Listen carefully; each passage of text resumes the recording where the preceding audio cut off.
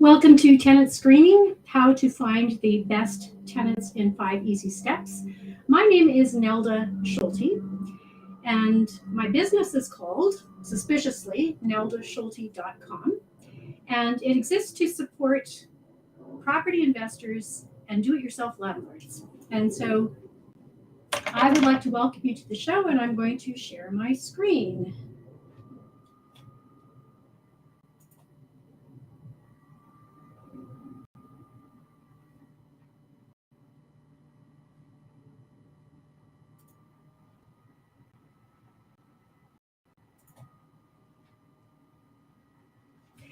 As I mentioned, this webinar is called Tenant Screening, how to find the best tenants in 5 easy steps.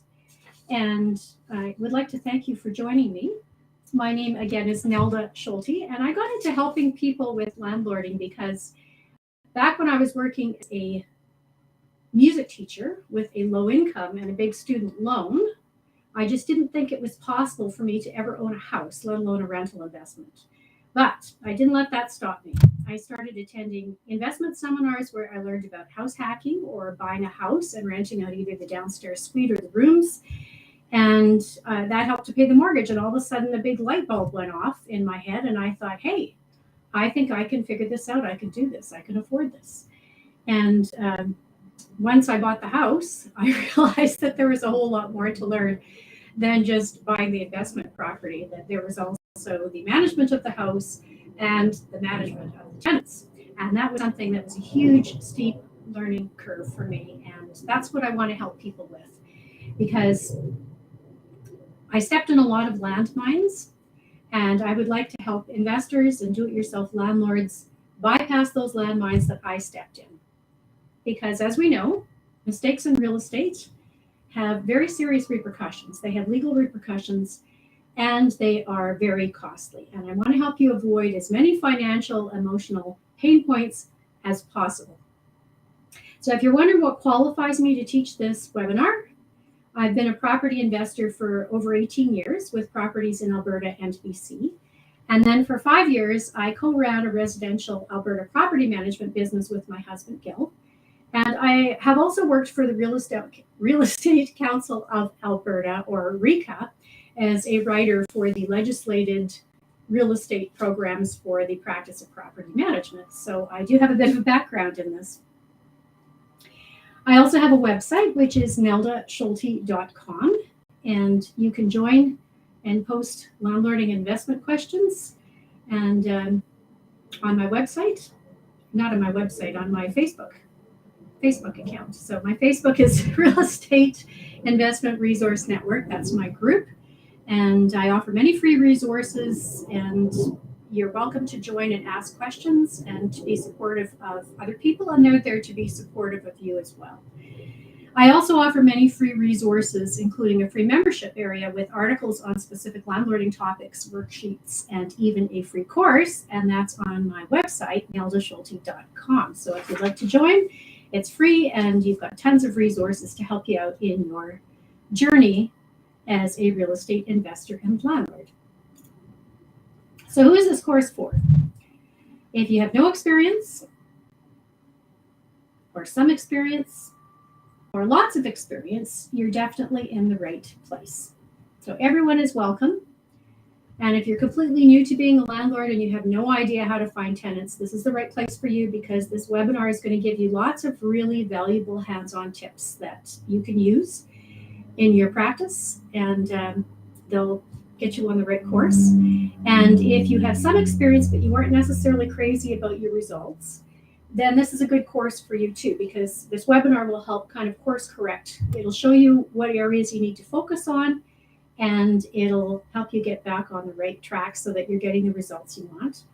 And then if you're experienced but you're not necessarily happy with your results, then this is the right program for you too, the right webinar, because again, there's lots of tips and tricks here and processes that I've honed over the years, and they can help you with your business. Also, if you are very experienced and you have lots of great procedures and tips of your own, by all means share them with the rest of the group. Now I can't really see any comments when I went into full screen share here, so I'll have to wait until my webinar is done to be able to answer any of your questions or see your comments. But I'm very happy to see them one way or another.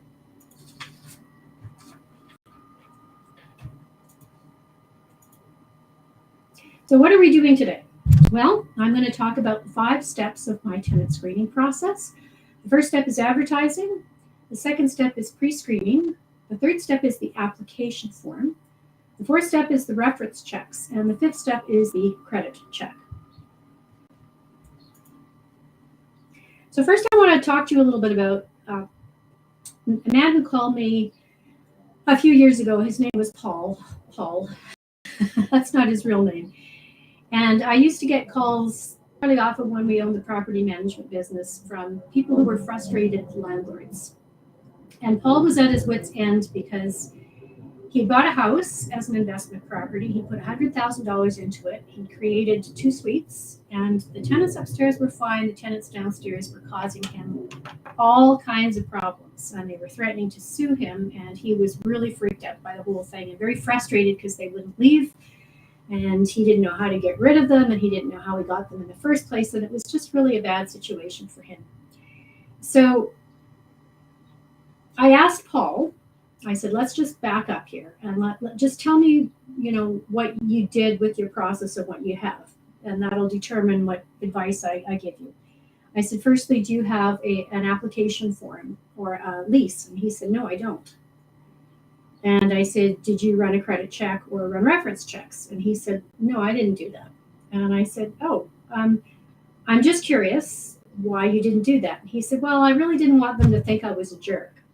And I said, well, are you running a business or are you running a soup kitchen? Because he said, well, I'm running a business, of course. And I said, well, if you're running a business, most businesses have processes and people expect to follow processes in a business. For instance, if you're applying for a job somewhere, would you think that the employer was a jerk for asking you to fill in an application form and to provide him with references? And he said, well, no, of course not. And I said, why is that? And he said, well, it's a business. They've got a process. And I said, well, that's the first thing that we need to learn here is that you're running a business. This isn't a charity. And your heart might have bled for the 2 people you thought were perfectly good tenants who sold him a really good cry story about why they needed to move in. And he bought it and he wanted to help them out.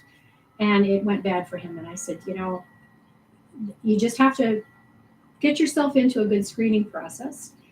And once you do that, 99% of your problems are going to be gone.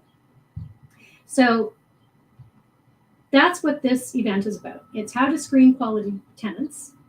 And it doesn't mean that you're a jerk by running this process. What it means is that, we all want to be able to trust people, but you still need to do your due diligence when you're doing a business. And that's what this is about. This is how to do your due diligence. What are the steps? How to go about doing it so that you're screening out the bad people and you're only keeping the good people. So let's jump right in. This is the first step. The first step is advertising. So who do you want as a tenant? And then you need to choose which online platform you're going to advertise in. And you need to learn how to write your ad to attract tenants.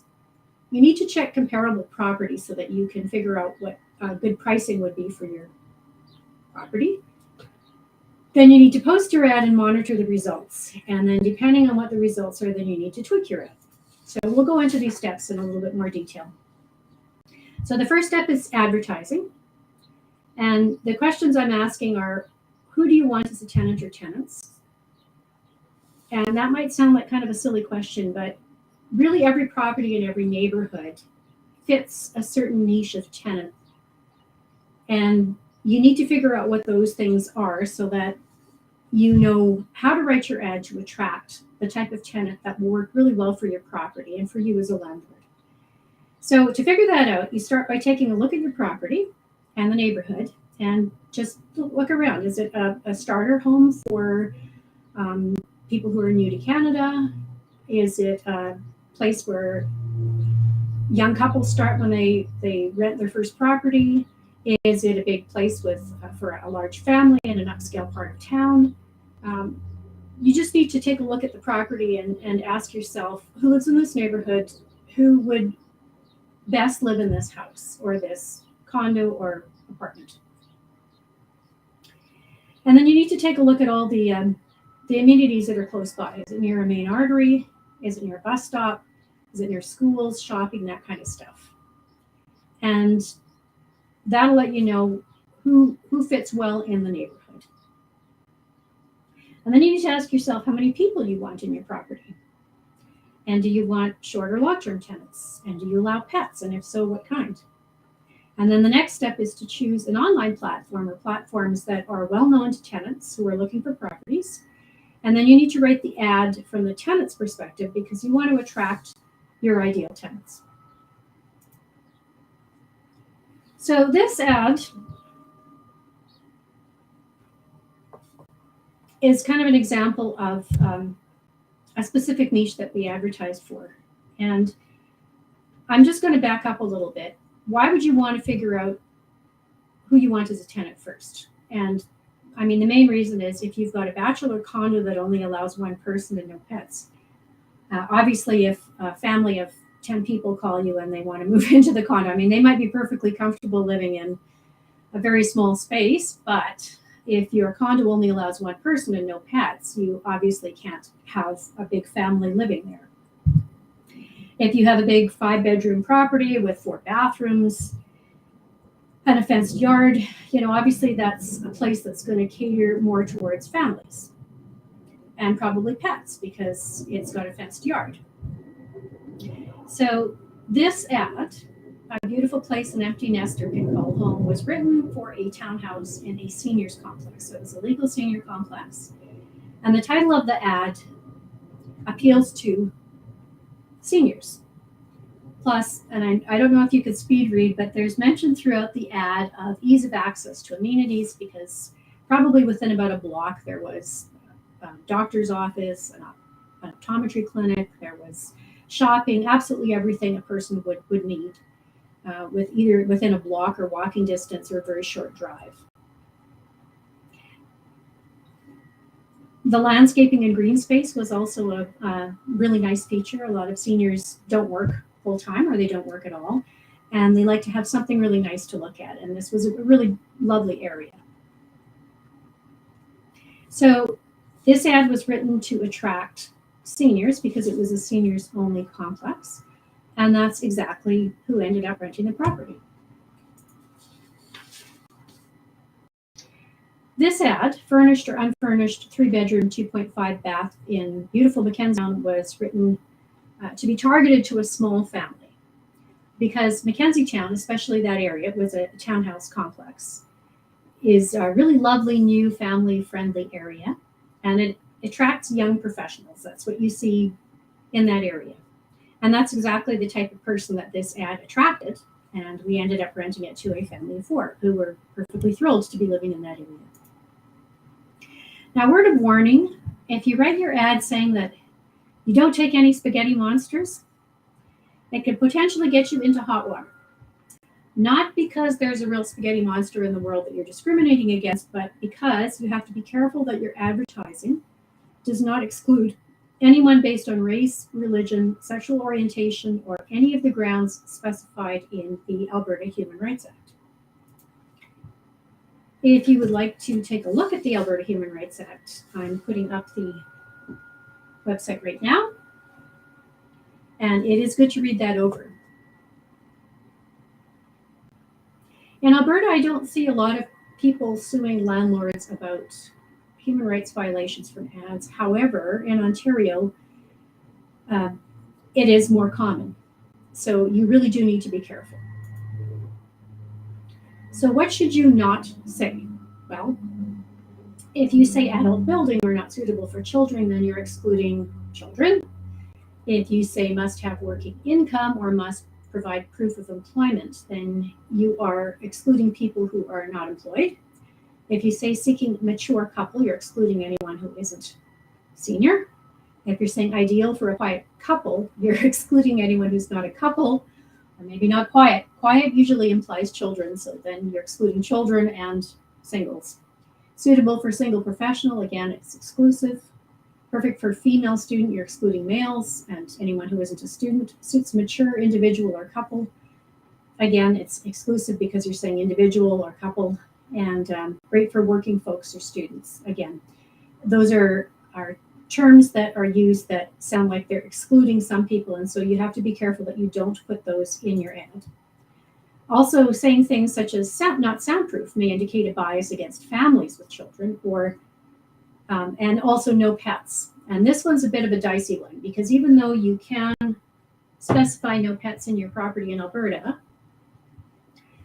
under the Human Rights Code, if you've got a person who has a disability and they have a service animal, such as a guide dog, then you can't deny them access to any kind of housing based on a no pets rule because a service animal is not considered a pet under the Human Rights Code. So just be aware of that. So to summarize, we've talked about who to attract, what kind of a tenant you want, how to attract them with your ad, what not to say with human rights. And we're going to move on to how to calculate the rent. So calculating the rent is a big one. And if you're going to calculate the rental rate, a good place to start is with an online platform that advertises for rental properties. And in this instance, I've used Rent Faster. So this is an online platform I use fairly frequently to advertise properties. So you go on to the online platform and you look for properties that are similar to yours. You can search by area, and it's got a whole bunch of filters that you can click on in the upper right-hand corner, and then you enter the areas that you want to search. Short-term or long-term leases, they have all kinds of filters that you can put in. And then it's going to pull up properties that meet your search criteria in the area that you specified. So it's really great information. You can click on the individual ads to see which ones are most popular, which ones rent fasted, which ones are most similar to yours in age, size, and amenities. And then you can see how they're worded and what types of pictures they have and see how your ad compares to them, or your property, how your property compares to that. And that'll give you a fairly accurate view of pricing. There's some other neat tricks too with this platform. So here's an image of the filter. It lets you know the type of property, so you click in that, the number of bedrooms, bathrooms, whether it's furnished or unfurnished, and proximity to an address or community. So those are the filters that it has: the property, bedrooms, furnished, unfurnished, the communities that it's in. It's a good idea to choose your community and maybe 2 or 3 surrounding communities. And then when you're done, you click search, and then it pulls up all the properties, and you can see what kinds of properties are out there and what people are paying for them. Now here's another neat little trick in Rent Faster. If you want an overview of pricing, there's a little feature underneath of the My Account. It's called Pricing Tool. If you can see it right under the inbox here, and it's in Rent Faster. And what it does is it gives you search results for the number of rentals in the communities that you chose, the minimum price, the maximum price, the average price. So it's an extremely useful tool. Of course, you can search other platforms as well for comparables, and this isn't the only one, but I'm saying that if you are wanting to price your property and it's the first time you have listed it, it's a good idea to check out the ones that are popular, such as Rentfest or Rentboard in our Alberta landlord area. But there are also other platforms as well that are also good. So once you've posted your ad, you can view the stats. So you're going to start seeing if people are looking at your ad, and you will know if people are actually interested in biting because they will start texting you, emailing you, calling you. And the view summary gives you today, this week, this month, and the total of views. So that's very helpful as well. So once you've posted your ad, you're going to have several different scenarios. So you might have lots of views, but no one's calling you, no one's emailing you, no one's trying to get hold of you. You might have low views, and maybe people aren't calling you either.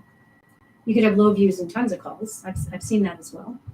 You could have tons of calls, tons of showings, tons of appointments, and people are wanting to rent it like crazy, which is a happy dilemma. Good for you. That means you hit the sweet spot with pricing and with wording and everything. Great. Or you can have lots of appointments and no applications, and that's happened too. So what do you do in these scenarios? What do you do to course correct so that you get people biting, filling out applications for your property? Well, if you have lots of views and no calls, the first thing to do is, well, one of the things you can do is drop the price. So I usually recommend dropping it by $50 a week, and you'll see if you start getting any nibbles.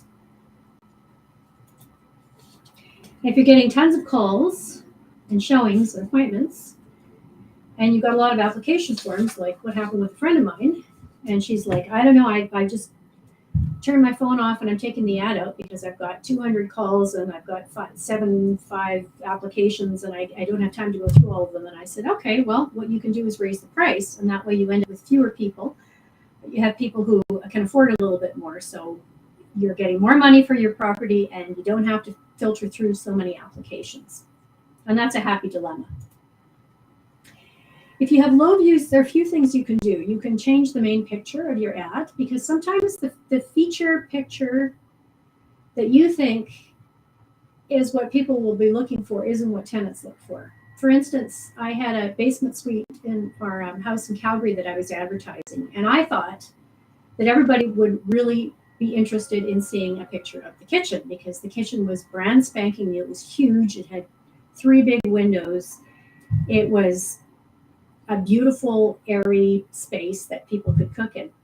But we weren't getting that many views or that many calls. So then I changed the main picture to the side entrance, which has this bright red door. And I opened the door, and the door showed a picture of the open door, which has all these colorful wall hangings.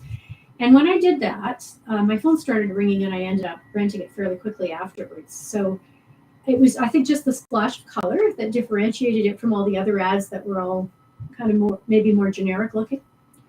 The other thing you can do is you can add color to the picture, like potted flowers, bright picture on the entrance walls. Sometimes I've asked landlords when we had a property management business to paint the door a different color. So they paint it yellow or red, or something that popped when you looked at the ad. And that was effective as well. And then, of course, the third thing you can do is drop the price. And don't drop it drastically to start out with. Just start in $50 increments and see what happens. So what happens if you have lots of appointments and no applications? So you've got lots of people interested in the property. You're doing lots of showings, but no one's pulled the trigger.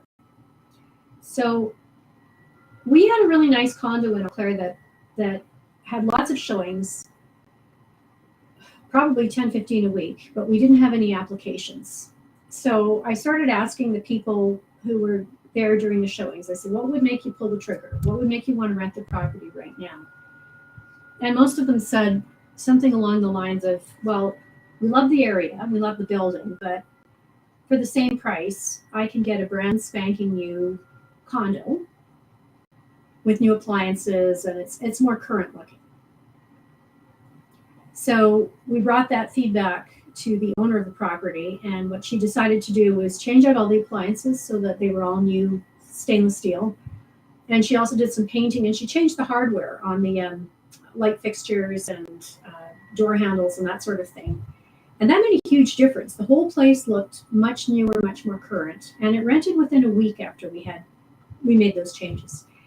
So people will oftentimes tell you what's stopping them from the property, renting the property.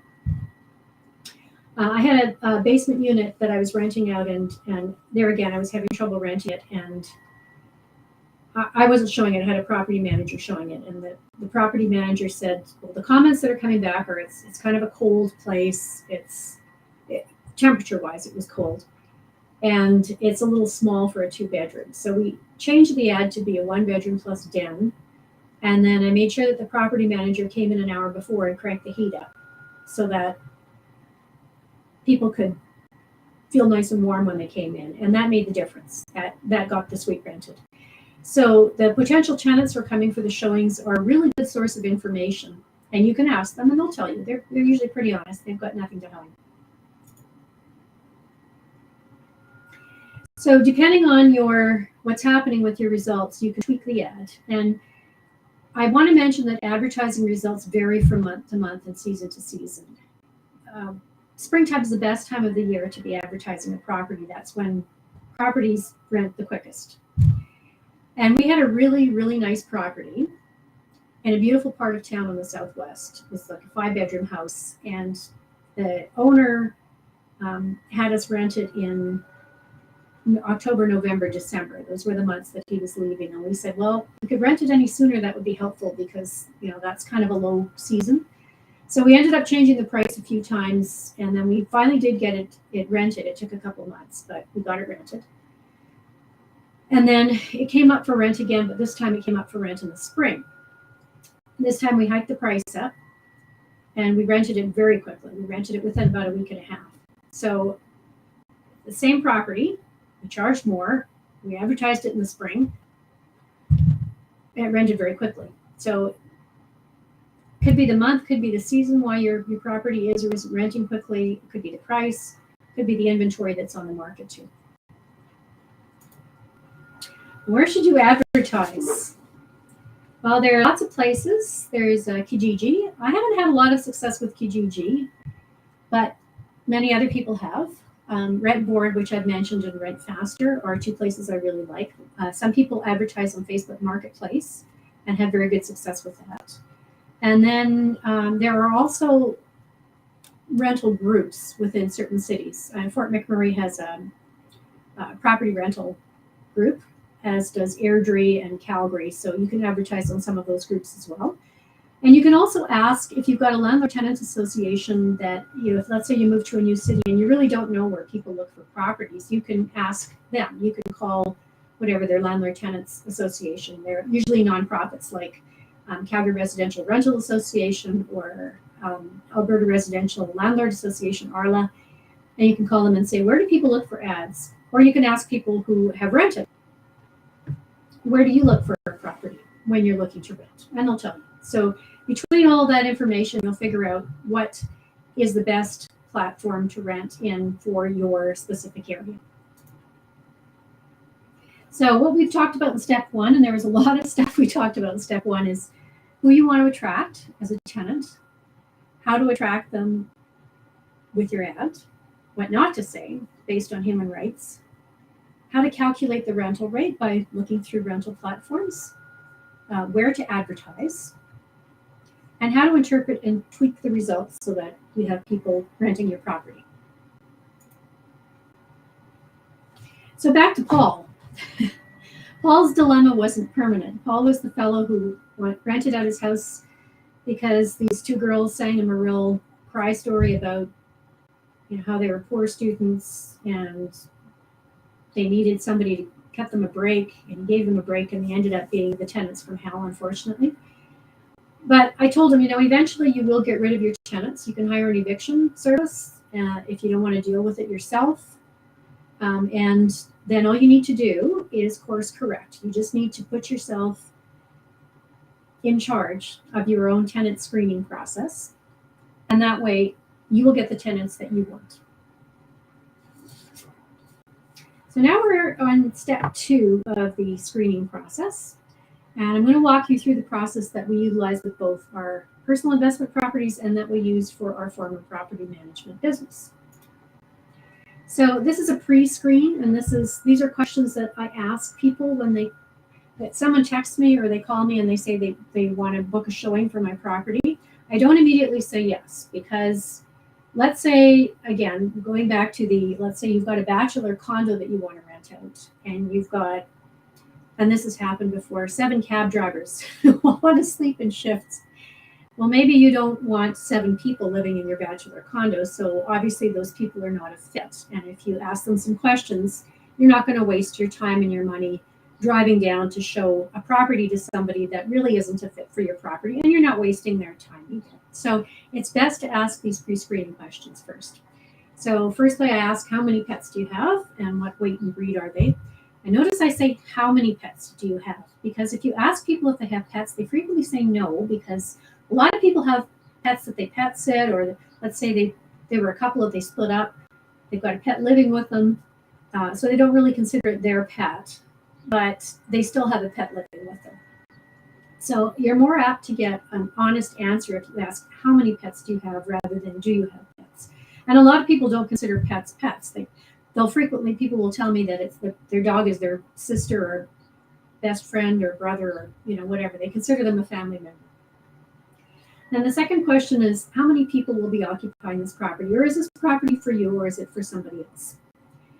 And I like to ask how many people, and the people almost never give me a number. They always say things like, oh, my mother-in-law, and then my wife stays with me, and then her 2 kids from her first marriage, and then my best friend comes every other weekend. So they start telling you about the people, but they don't give you the numbers. So you can write down the numbers while you're talking to them and see if the number of people that they want to bring into your property is a good fit. Then I ask, how long of a lease would you like? Because if you want somebody who wants a long-term rental and they just want 3 months or 6 weeks or something because they're working from out of town, obviously it's not a fit. So it's good to kind of figure out what that is first. And then what date would you like to move in? And does it fit with your dates that the property is available? And would you be able to provide work and landlord references? More on that later. Would you be able to give me permission to run a credit check? And why are you moving out of your current property? And you'll get some very interesting answers for that one.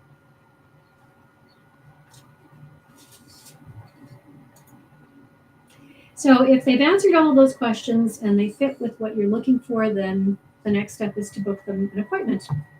And what you want to do after you book them an appointment is send them a text message that says that here's the time, the date, and the location. And then let the tenant know that they have to text you 1 hour prior to their appointment time to confirm they're coming.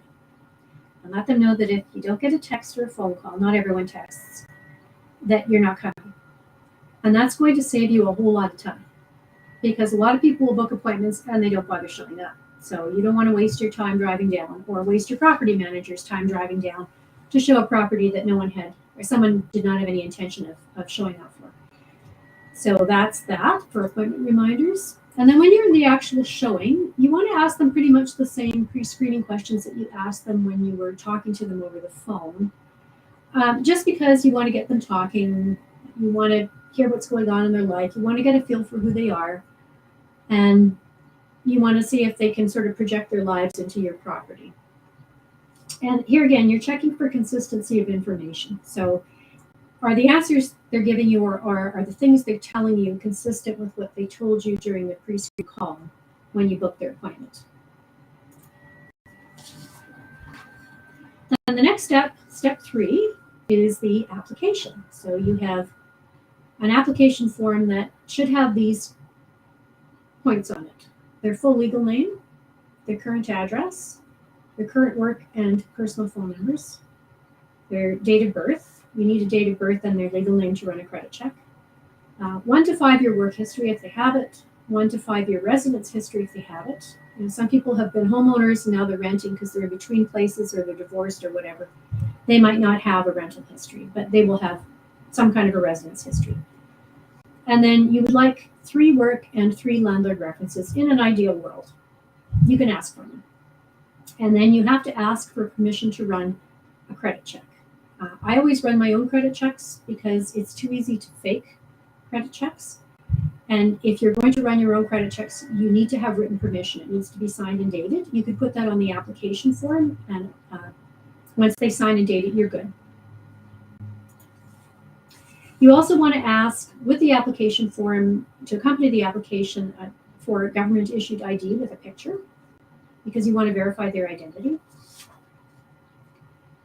And then recent or 30-day pay stub or proof of funds. Now, not everyone's working or needs to work to afford rent. We've had people who were trust fund babies who, I just realized my microphone's way back here. I'm going to pull it up. I bet you that's a lot better. So we've had people who were trust fund babies who hadn't worked or didn't need to work, but they could provide proof of funds. They gave me a letter from their accountant or their bank manager that showed that they had proof of income for a whole year, and they were signing a year lease, so that was fine.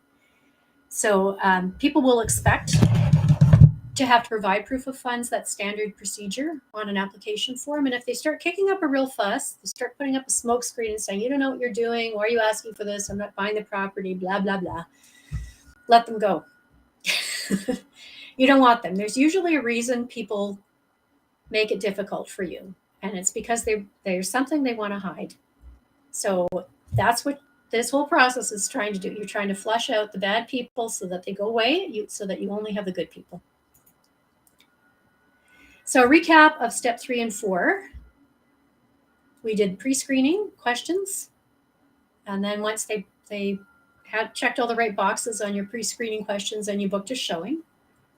And we talked about what questions to ask during the showing. And then we talked about what questions to ask in the application form. Now, if you're saying, oh my gosh, I don't have all these forms, what am I going to do? Don't worry about it. You can go onto my website, neldaschulte.com. There are 10 essential editable landlord forms that I have available for purchase. And you can use those ones for all this. Okay, step 4 is the credit check.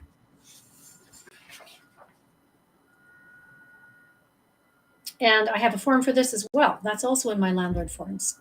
So if you don't have the credit check, what's the word I'm looking for? If you don't ask permission to run the credit check on the application form, you can ask on a separate form. And I have that one included in my landlord forms as well. But you do have to ask permission if you're running the landlord check, and you do have to show proof if it ever comes up in court. Now we're in step 5, which is the reference checks. So how many reference checks should you ask for? Well, you should ask for landlord references, 3, a current landlord and 2 previous landlords, and work references. So 3 if they have them, and supervisors or managers if they have them. You should also run social media checks on all of your tenants and all of their references. And why would you do that? Well, you can verify people's identity on social media, and you can also verify if the information that they've listed on their application form is accurate. Oftentimes people will say they don't have a pet, and then you look at their Facebook post and every single picture of them has a picture with a dog. So obviously they have a dog. So, there's ways you can verify information on the application form. And then you also want to verify the references identification as well. And you can do that through LinkedIn or Facebook or any number of social media checks. Work references. Why do I ask for work references rather than personal references? Well, work references are more credible than personal references, because let's face it, if personal references their friend or their cousin or their mother, is that person going to say anything bad about them? I don't think so. So work references have more of an obligation to answer honestly, because they're representing themselves as an employee, but also they're representing the company. So there's a much greater chance of them giving you an honest answer. HR, of course, can only give you certain types of answers, but again, they're bound by professional ethics to give you an honest answer to. So when you're checking a work reference, you want to verify the company online. So take a look online, Google their address, make sure that it matches the application form. And then don't call the number on the application form, call the number that you found online. So if that takes you to the switchboard, then the person on the switchboard can let you know if that supervisor that they've listed as their work reference actually works there. Once you get hold of the work reference, you want to prepare your questions and ask them these. You can start with these. How long have you known this person, and in what capacity? And what can you tell me about them? So usually they'll tell you about their reliability, their dependability, ability to get work done. They might tell you if they're a fun person or serious, or if they've got a neat and tidy office. They'll tell you all kinds of things. I always like to ask a question about, tell me a time they were in a conflict situation and walk me through how they resolved it. Because when you're a landlord and you have tenants, you're always not going to see eye to eye. Sometimes tenants have one way of looking at things, you've got another way, and you have to kind of hammer it out somehow. So if there's someone who resolves things and they are polite and respectful at work when they're dealing with conflict, then they'll probably be the same with you. Then I ask, if you were a landlord, would you rent to them, and why? And you'll get some really interesting answers there too. And a lot of times supervisors or employers have properties and they'll say, oh yeah, I would. They've got a steady job, they're reliable, blah, blah, blah. And they'll give you a really good answer. And then the last question I ask is there anything else you want to tell me that I haven't asked? And you could get all kinds of things. Sometimes they'll give you a summary, sometimes they'll give you new information. But when you're asking these questions, the big rule is to just ask the question and then stay absolutely quiet. Because silence makes people uncomfortable and they will work hard to fill the void. The more they talk, the better it is for you because the more information you have.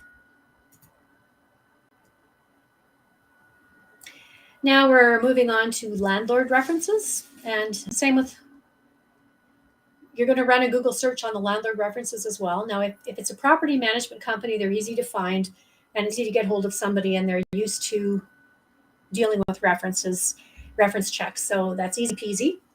If it's an individual landlord, like for instance, me, like I'm managing my own properties.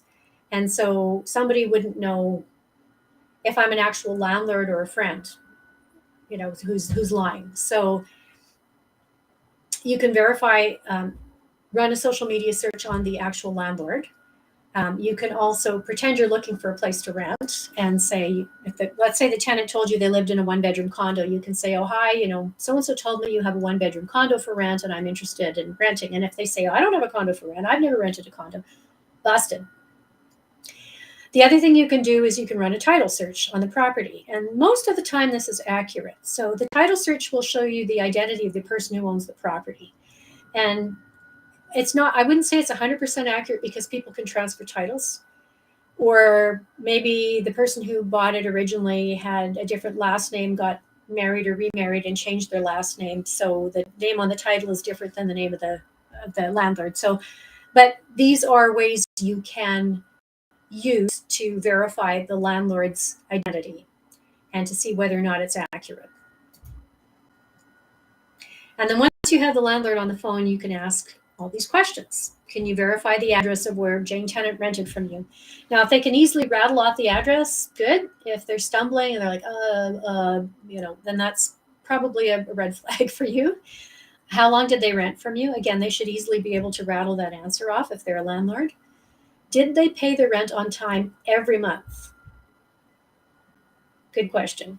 And if they did pay on time every month, landlords are frequently honest, but sometimes not always, because if, let's say you've got a tenant who's a problem tenant and they're with a current landlord, the current landlord might be willing to say anything to just get rid of them. So that's why it's good to go back a couple landlords, because the last couple landlords have no reason to lie to you about anything, whereas the current landlord might be trying to get rid of a problem tenant. Ask them if they received any complaints. Did they damage the property? Did they have pets? Did they bring in any unregistered guests or any unregistered pets? And were they polite and respectful to you and to the neighbors? That's a good question, because you want to have people who are really a pleasure to deal with, because most landlords I know have a long-term relationship with their tenants. You don't want tenants who are coming in and out with a big revolving door. You want people who stay put, because the longer they do, the more profitable it is for you. So it's good to know from the onset if they're polite, respectful. And again, personal references, why don't I ask for them? Because they're not reliable.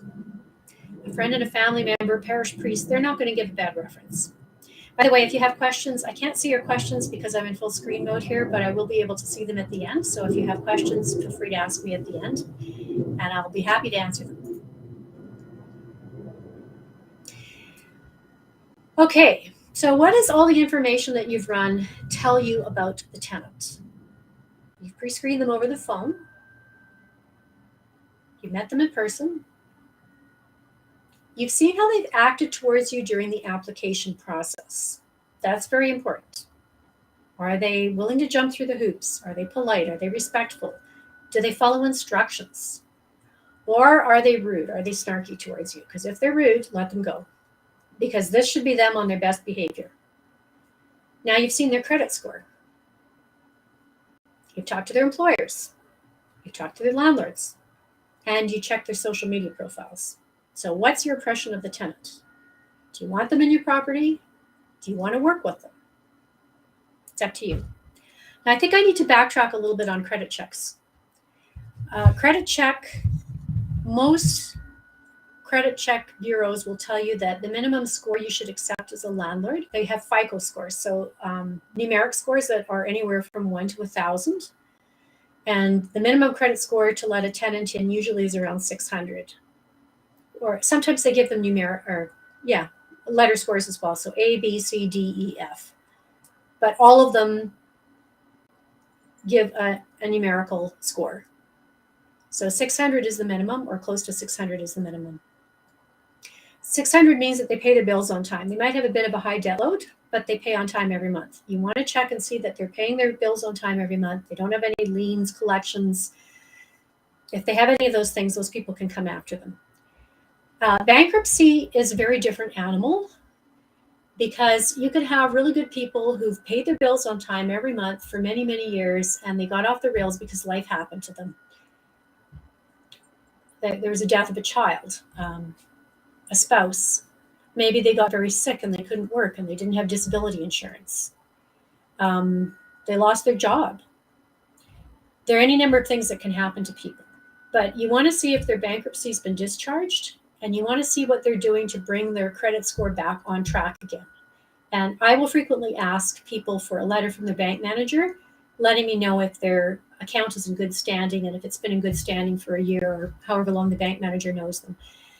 So if the bankruptcy's been discharged and their credit score is good, bankruptcies I'm not that nervous about. History of non-payment or late payment, let them go, because rent payment is just another bill. And if they don't pay their bills on time, they're not going to pay their rent on time. And you don't want to go chasing after people for rent every month. You've got enough stuff on your plate as a landlord. All right, so in summary, we talked about advertising. Here are the 5 steps. Advertising is the first one. Pre-screening questions is the second step. Then the third step is the application form. The fourth step is the credit check. And the fifth step is verifying the references. When I've explained this process to new landlords, a lot of times they go, "Oh my God, won't this process scare the tenants off?" And my answer to that is no. Good tenants are happy to follow the process. They understand that there's a process to get a really nice place with a good landlord, and they're willing to jump through the hoops. And they also, it's kind of a funny thing, they want you to see what good people they are. They want you to see their landlord references, their work references. They want you to see their credit score. Usually people who are good tenants are happy to show that off. They're like a kid with a straight A report card. They can't wait to show it to you. Bad tenants, on the other hand, are either going to get scared off by your process, or you're going to catch them in a lie somewhere on the application form, or there are going to be some inconsistencies. Now, on credit checks, you can also verify addresses, because they will show you their addresses and their workplaces. And if you see too many inconsistencies between the application form and the credit score, then that's a red flag as well. So you can catch people all along the line at any one of these processes. And if you start catching lies, they're probably bad tenants, and they'll either get scared off through the process, or they're going to show you all kinds of attitude, or they're going to be in a big rush. They're going to try and push you through your process so that you can't follow it. Don't do any of that. Just stick to your guns, follow your process, and if they want to leave, let them go. So now I'm just going to escape from here. I'm wondering if you have any questions. I had some questions that were emailed into me that I could share with you. But if you have any questions, you can post them in the private chat box, and I can see them and I can answer you. So I had one question from a lady in Lethbridge, and she asked if Rentboard has the same pricing tool that RentFaster has, and no, it doesn't. But they do offer ad statistics, which are also really helpful. And then we had another fellow from Calgary, and he said if he prices his ad at $2,000 this week and then he raises the price in 2 weeks, is that allowed? Yes, you can. You can't raise the price once somebody has actually applied for your place and you've accepted them. The price has to stay put. And especially if you put it on a lease, you absolutely cannot change the price. You have to follow the Residential Tenancies Act on that. But if you are advertising and you don't have a tenant yet, you can change the price. And we have Rita from Edmonton who is asking, do you get better results having a professional photographer take pictures of your rental property? Well, sometimes. Depends on your pictures. I found that when I was taking pictures with I had a camera, a video camera, and I also have a phone, and I found my phone took probably just as good pictures as a professional photographer. So it's up to you. Take a look at other pictures that are online, see how yours compare. And if you haven't got the hang of taking pictures and you don't like doing it, then you could outsource it, but you could probably do it yourself. We have another question from Gerald from Red Deer, and he says, I have a lot of trouble writing ads. What should I do? Practice, practice, practice. The more practice you get writing ads, the better you get at it. But if you really don't have the time and you don't want to do it, you could always have somebody write for you. There are any number of writers who could write ads and wouldn't charge you a lot of money. And then my last question is Matthew from Lloydminster. He says, what if I don't know what kind of tenants I want? Well, check the area, the neighborhood, the house, the condo, apartment, whatever you have, and see what types of people are living in that area and in the houses or the apartments or condos nearby. What do you have? Do you have single people because they're small places? Do you have families? Do you have blue collar workers? Do you have professional people? Is it a very upscale kind of neighborhood where you've got working class professionals? You'll see by looking at the neighborhood. And you can also check the ad statistics, and that will give you information too.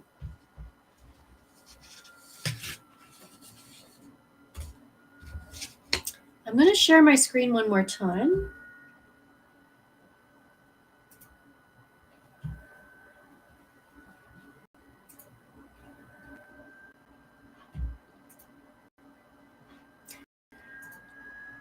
So I have a special offer, and the special offer is that I'm giving you 2 free editable documents. You can email me at nelda@neldaschulte.com, and I'll send them your way. And what they are is there's a credit check authorization that's editable and 10 work records questions. That one's not editable. That's just something, oddly enough, after all these years, I still keep it with me by the phone every time I'm advertising one of my properties, just so I don't forget to ask any of the questions. So credit check authorization you can have, and the 10 work reference questions you can have as my special offer for sticking it out to the end of the webinar. And if you like this webinar, it's available in a detailed step-by-step version, a much more detailed version on my website, nelda.com, Find the Best Tenants Masterclass. And it's really inexpensive. It's it's under $30. So, and you can run it as many times as you like when you own it, because it's online.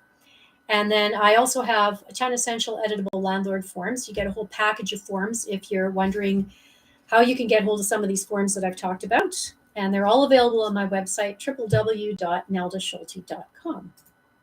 So I'm hoping you learned something. Did you learn something new?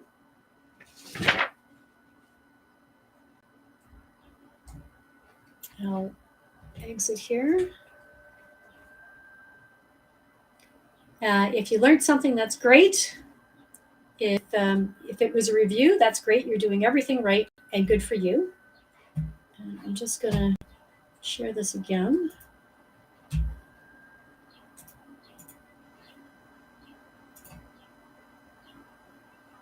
Just have one more page I want to share with you.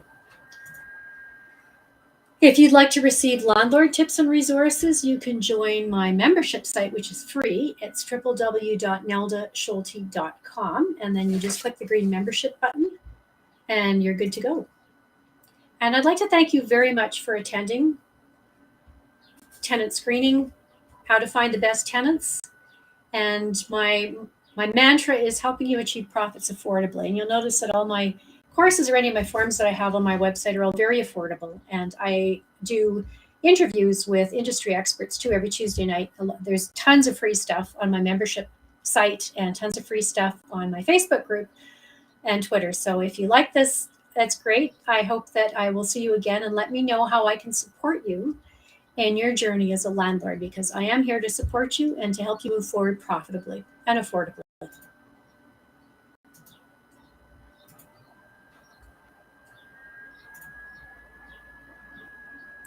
Do you need permission from the tenant to report rent payments on front lobby? Yes, but front lobby gives you, they send the tenant, when you click front lobby, when you sign up for it, they send a confirmation to you, and they send a confirmation to your tenant as well. You can also tell them when you are bringing them on board as a tenant that you use front lobby, and this is how it benefits them. I love front lobby. I'm really glad you brought that up. Thank you for doing that. We want to get all the landlords in Canada on board so that we can all help each other out with good tenants. We can help good tenants out, and we also want to be able to share bad tenants so that fewer people get burned. So great question. Thank you for asking that, Carrie. If you don't have any questions, I'm going to thank you once again for joining me. It was my pleasure to serve you, and I look forward to keeping in touch with you and continuing to serve you and help you have a profitable landlord business. Thank you so much.